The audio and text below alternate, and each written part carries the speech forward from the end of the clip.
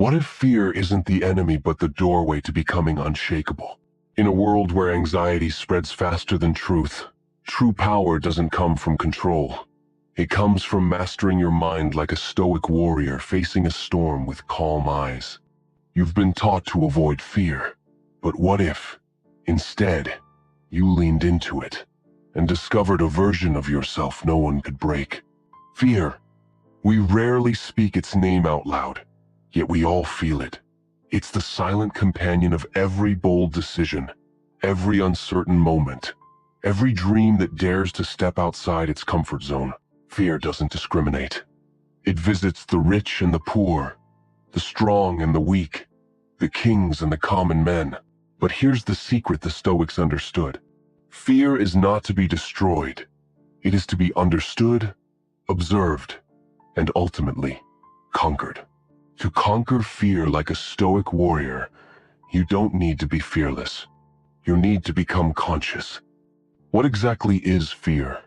The Stoics taught that fear is not in the object, but in our judgment of it. Marcus Aurelius, Roman emperor and Stoic philosopher, wrote, "If you are pained by any external thing, it is not this thing that disturbs you but your judgment of it. And it is in your power to wipe out this judgment now." What a powerful idea. That fear is not a fact, but a thought. A thought we can challenge, change, and rise above. Fear, then, is not a threat, it's feedback. It's your inner compass, alerting you not of doom, but of growth. And just like a compass, it becomes useful only when we know how to read it. Imagine standing on the edge of a battlefield, thousands of soldiers screaming, dust thick in the air, the metallic scent of blood already lingering. You hear the drums of war. You see death in the eyes of your enemy. Your hands tremble. Your mind races. What do? This is not a metaphor for ancient Sparta. This is you before a job interview. You before a breakup. You before a leap into the unknown. The Stoic warrior responds not by pretending he isn't afraid, but by returning to clarity. He pauses, breathes, anchors himself in principle, because the Stoic knows the battlefield is not out there, it's in the mind. Let me tell you a story. It's 480 BC, the Battle of Thermopylae. King Leonidas stands at the hot gates with 300 Spartans, knowing full well that death is certain. The Persian Empire sends a messenger with a threat. "Our arrows will blot out the sun." Leonidas smiles and replies, "Then we shall fight in the shade." The world remembers this as courage. But it was more than that. It was clarity, a refusal to surrender to panic, a choice to act from reason, not reaction. You see, Stoic strength doesn't scream. It doesn't rush. It doesn't need to. True strength is silent and terrifying in its stillness. Fast forward to a quieter kind of warrior, Lucius Annaeus Seneca, a Roman philosopher, playwright, and advisor to Emperor Nero. Seneca knew fear intimately, not from battlefields, but from the constant threat of political execution. How did he cope? He practiced fear on purpose. He would sleep on the ground, wear rough clothing, and eat the simplest of meals. Why? Because he wanted to prove to himself that the things he feared most, poverty, discomfort, humiliation, were survivable.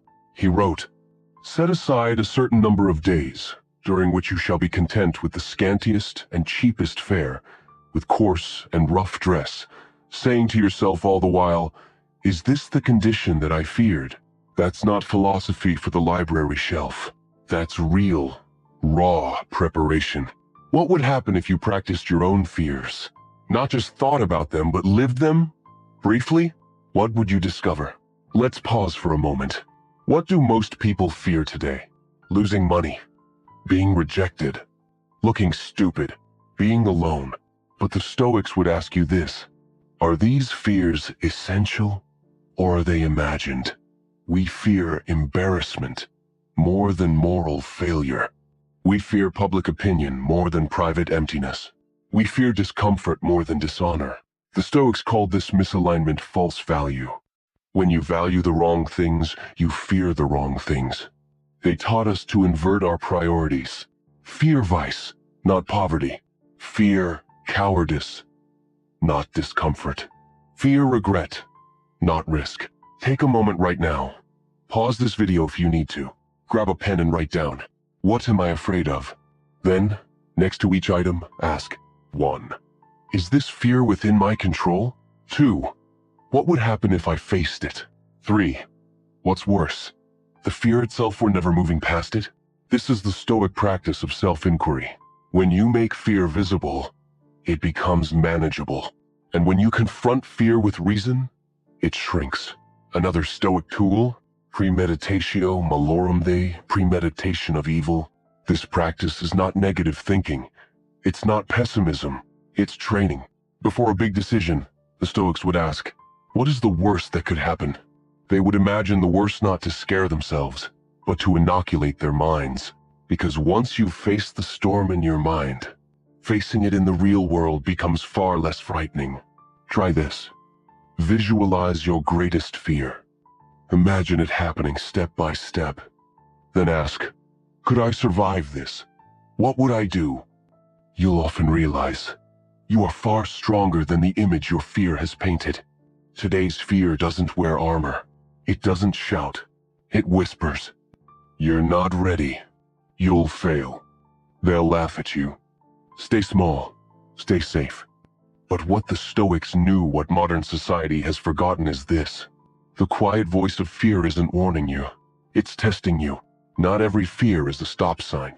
Some fears are signals to go. Fear grows in darkness. So bring it into the light. Every day, do one small thing that makes you uncomfortable. Speak up when you'd stay quiet. Skip comfort food for a meal. Take a cold shower. Say no when you're afraid of disappointing others. These small acts build a larger truth. That fear has limits, and your courage does not. Let me end with a modern story. In 2001, as the towers fell on 9/11, a man named Rick Rescorla, head of security at Morgan Stanley, evacuated 2,700 employees from the South Tower. As chaos unfolded, Rick remained calm. He sang old Cornish war songs through a bullhorn, keeping people focused and moving. He went back in to rescue more. His body was never found.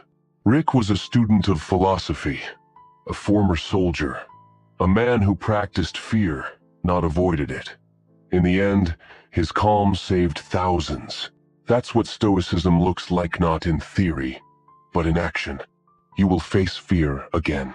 It may come in the form of a life decision, a conversation you're dreading, a moment that demands your courage. When it does, pause. Breathe. Remember this. Fear is not your enemy. Fear is a mirror showing you where your power lives. The Stoic path isn't about being fearless. It's about being brave, on purpose. So, go forward not with armor, but with awareness. Not to escape fear, but to walk with it, until it loses its grip. That's what it means to conquer fear like a Stoic warrior. If this message resonated with you, don't forget to like the video, share it with someone who needs it, and subscribe to Stoic Blend for more timeless wisdom. Thank you.